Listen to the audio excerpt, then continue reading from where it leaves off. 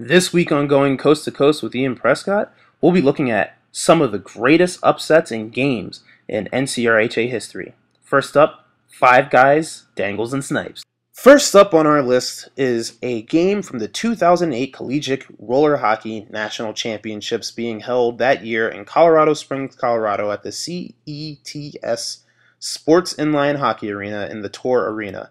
This game was between the Stony Brook Seawolves and the University of California, Irvine Anteaters. Now, the Anteaters did not make this game easy, and this is probably the reason why it is known as the Miracle on Plastic.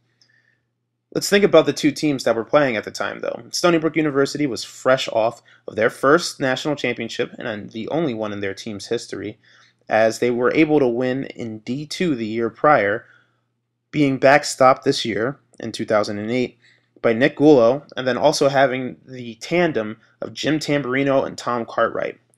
They were able to get out to a 3-0 lead against the UCI Anteaters, who were only playing with 5 players, but it helps when 3 of those 5 players are the Tash brothers and Charlie Middleton, who had 6 goals in this game.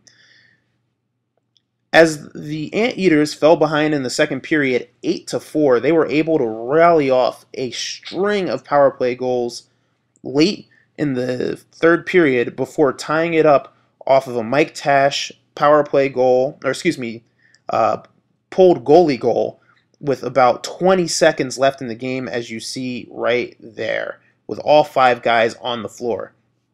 Charlie Middleton also had scored a hat trick, a natural hat trick, earlier on 3 consecutive power play goals, as Ricky Napoli, Ryan Key, and then Tom Cartwright twice took penalties in the third period. Quite ill-advised, if you can ask. But even with all of that firepower on the team and an 8-8 tie, as you can see, 37-25 in shots in favor of the Stony Brook Seawolves, a very, very improbable scorer was able to come down the floor in Alex Frecker after getting a headman pass from Fabian Mueller, taking the slap shot, and beating Nick Gulo for the win. Now, unfortunately for the Anteaters this year, they ran into a extremely good Lindenwood Lions team who was able to beat them in the semifinals by a quite lopsided score. But this game has forever been known as the Miracle on Plastic and will forever be etched in NCRHA history. Next up, they are Penn State. The chant is typically, "We are Penn State." So, in this case, Penn State really showed their muscle in our second greatest game or greatest upset in NCRHA history. This game was between a stacked Lindenwood Lions team who at this point had never lost in a B championship ever. Now, this was only a semifinal game, but the thing that made this so remarkable was the Penn State Nittany Lions were able to take it to the Lions, in this case, the Lindenwood Lions. The Lindenwood Lions were looking at a pretty stacked team with some of the best players across the nation, and also got out to an early lead in this game about 4 minutes in as Cody Labeta scored. But this Brian Reel goal at 4:41 in the first period started a trend of Penn State goals that were able to lift them over the Lindenwood Lions, eventually 8-3. What was remarkable about this Penn State team was the fact that their road to the national championship that they eventually won against UCF was not an easy one. These Penn State Lions had to battle through quite a few talented teams at nationals, and they weren't even their regional champion. And considering the fact that the Penn State Nittany Lions D1 team had only won 3 games in that entire year was also remarkable, thinking about how strong this D2 team was. Guys like Eric Kleinberg, who was the first star of this game, and Josh Rifkin, who was a future D1 player himself, also being backstopped by one of the best goaltenders in the league at the time, Mitchell Reinhold, who eventually became an All-American. With the game tied 1-1 at the point, Eric Kleinberg's goal that you just saw with 9 seconds left really set a tone for the Penn State team, who were only able to put 15 shots toward the Lindenwood goal while they were outshot by 21. However, after putting up 5 goals in the second period and then 1 empty netter in the third, as you will see later, the Penn State Nittany Lions were able to take it over. I was there personally, And I was there filming this exact game here at Nationals, which took place at the 2010 Collegiate Roller Hockey Nationals at the Silver Creek Sportsplex at San Jose. Although Lindenwood would somewhat get the last laugh as their D1 team was able to take home the eventual national championship against Arizona State, which was a miracle run in its own right. This game was special as teams from all over the NCRHA National Championships were starting to flock over and watch what was a lot of people considered an improbable feat, an impossible feat of beating the Lindenwood Lions. And as we talked about in our Kings of the Court segment last time, this was a momentous occasion for the Penn State Nittany Lions, and the reason why it is number 2 on our list. Coming at you next, Bethel's run. It was not an easy run for the Bethel Wildcats in 2012 at the National Collegiate Roller Hockey Championships at Salt Lake City, Utah. And as a matter of fact, Bethel was not even favored to come out and do what they did in 2012. They were in a very tough bracket, or excuse me, a very tough round-robin pool, as they had to play against a very heavily stacked Westchester team that featured Josh Allen, a even stronger UC Santa Barbara team with Travis Noe, and then an Ohio State team with Alex Darinka at the time.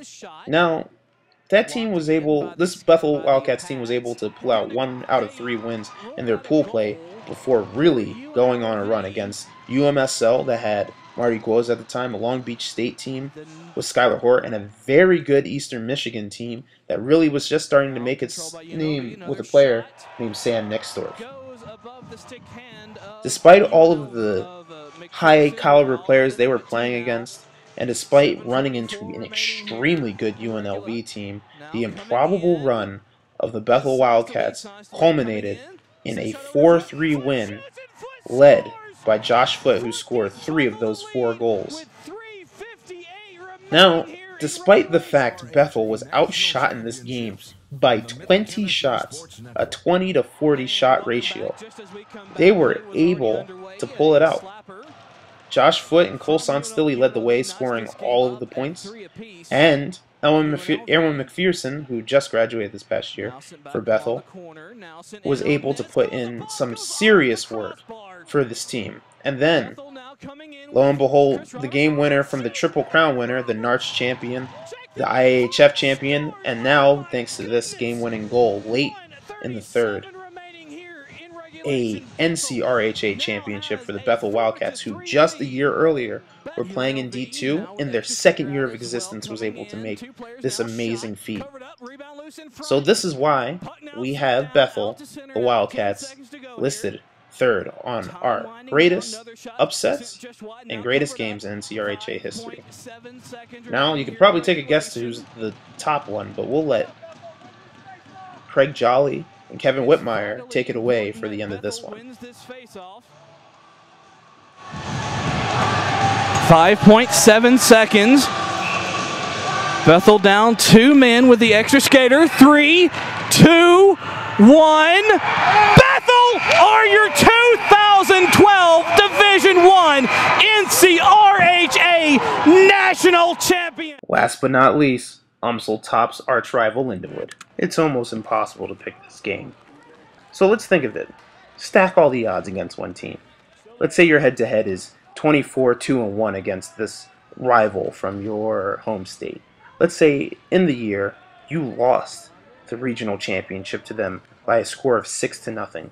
Let's say that you've lost the past 5 games against them, the past 6 games against them, including last year's national championship against them.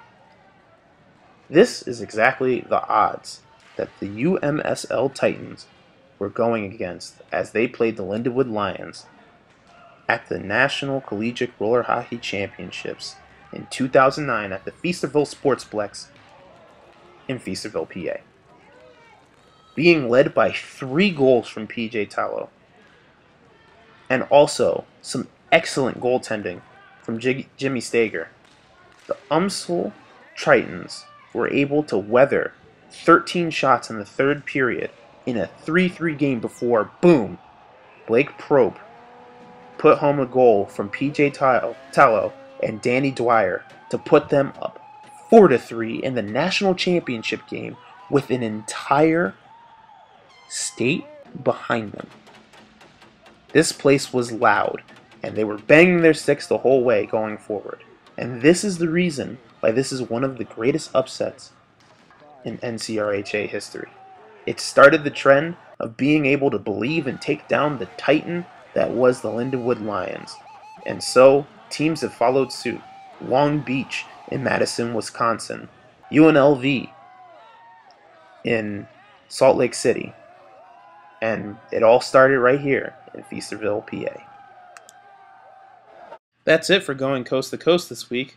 Let us know on NCRHA C2C what you think are some of the best upsets in NCRHA history.